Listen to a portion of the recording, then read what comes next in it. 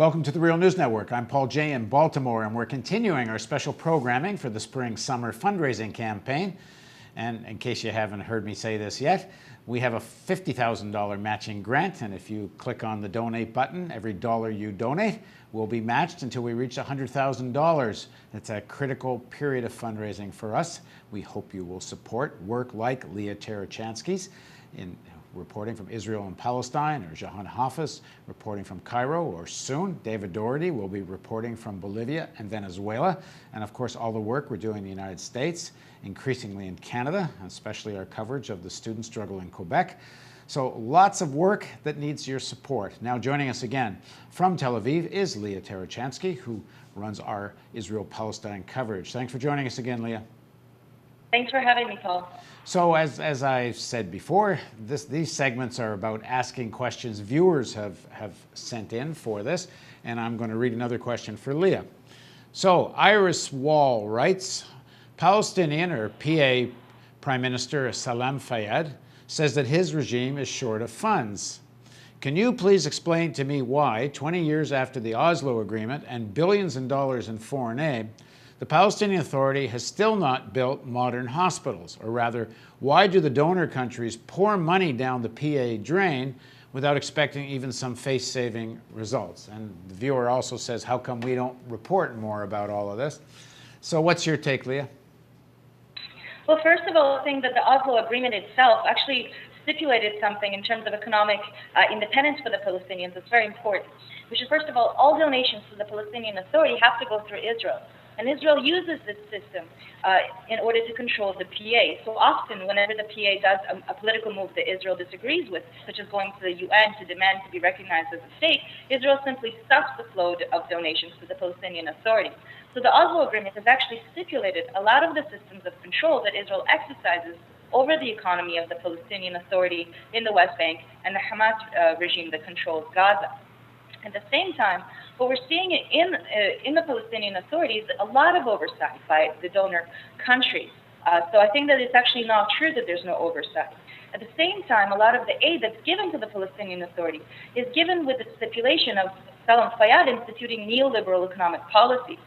So a new tax law that was recently passed in the West Bank actually changes the Palestinian economy in a way that puts a lot more burden on the people of Palestine, while at the same time taking a lot of control from unions, taking that control away. So I think one of the biggest corruptions that actually happening in the Palestinian Authority-controlled areas is that the Prime Minister, being someone who was educated in the same sort of school of economics under Milton Friedman, is trying to institute the same sort of disaster capital neoliberal policies that we've seen fail all over the world.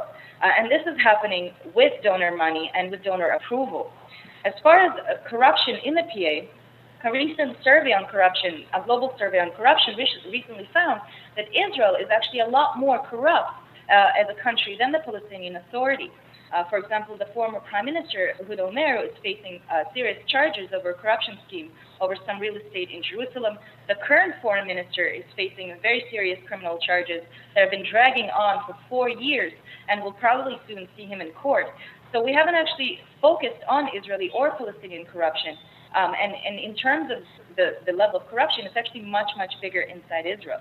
Now, that being said, it doesn't mean that there isn't a lot of crony capitalism in the West Bank and the PA.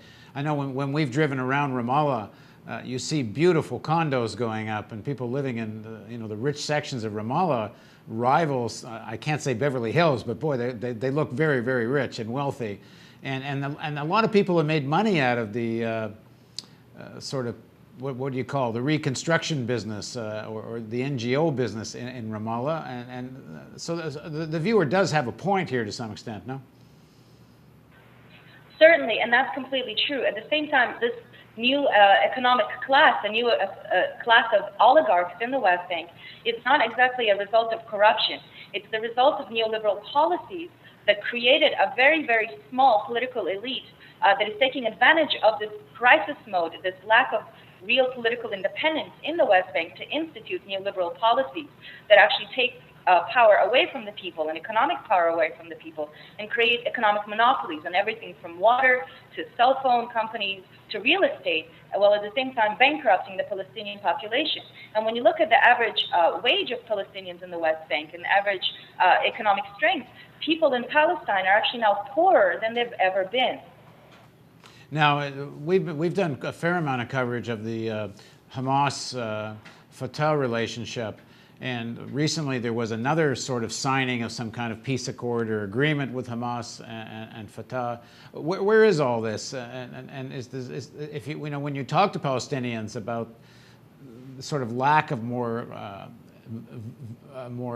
lively or stronger opposition, protest movement or resistance movement, they usually point to this discord between Hamas and Fatah, and that they want national unity. But where is that at, and what's in the way of that? It's actually quite incredible that an agreement was signed for unity between Hamas and Fatah, considering the massive crackdown that the Israeli Defense Forces instituted all over the West Bank, arresting anyone who was participating in this unity, something that is a throwback to the beginning of the Oslo process, when Israel arrested 800 Palestinians only for opposing the Oslo Agreement. For the same political reasons, Israel has been arresting people who were trying to push for a unity agreement. And despite of all of the obstacles in the way, Fatah and Hamas actually managed to sign a unity agreement that many people on the ground still see as a shell without any content behind it.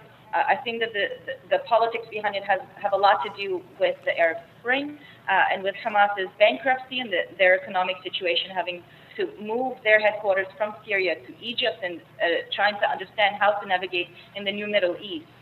Another question we got from a viewer was, to what extent does the Israeli media report on the reality of the situation in the West Bank and in Gaza? Like, you know, when people are arrested or even when people are killed by Israeli security forces. Do most Israelis know it? Does the media report it as news? Not a single one of Israel's newspapers has a full-time Palestinian journalist in the West Bank. Only the Haaretz newspaper has one woman who's an Israeli journalist. Her name's Amira Haas, who actually lives in the West Bank. And of course, no Israeli journalist has been allowed in Gaza since 2005, and you don't see Israeli journalists protesting this restriction. So in a way, the only access the Israeli media had to reporting on what happens in the West Bank, refusing to trust Palestinian journalists to cover their own lives, is the press releases the government sends out. So something that I've noticed a lot working in the West Bank is when an incident happens, which is on a daily basis, either settlers or soldiers shoot or kill Palestinians, the Israeli army raids homes or arrests children or activists in the middle of the night. These people are forced to appear before military tribunals. The sort of the grinding going on of the daily occupation. None of that ever is reported, not in the Israeli press and not in the Israeli media or on television. So in a way, Israelis have no real access to the reality, the daily reality in the West Bank. So what happens oftentimes is whenever there's an incident, I cover that incident, I see that incident, I speak to the Palestinian people who have lived it, I get home, and I get a press release from the Israeli government saying, you know, something like our brave soldiers have eliminated the threat, detailing the security reasons behind either a night raid or anything else that has happened. And in the next morning's papers, that press release from the government and the Israeli army spokesperson is reprinted verbatim, without any challenge to the narrative, without questioning its legitimacy or even trying to double check with Palestinian witnesses. So there's very, very little accurate information about what's happening on a daily basis in the occupied West Bank. So the average mainstream Israeli has no reference to what's actually going on and how Israel goes about controlling these territories. There's also weekly bombings of Gaza that are completely absent from the Israeli press. Well, one of the things we're working on now is getting Lia's reports and some of our other Real News coverage translated into Hebrew. And we're going to be pushing this a lot over the next few months to have a sort of Hebrew section of the Real News Network, as well as, of course, an Arabic section and a Spanish section coming soon, and a French section, I hope, coming soon. So don't forget, we're in the midst of the spring-summer fundraising campaign. We're going to be trying to match this $50,000 grant.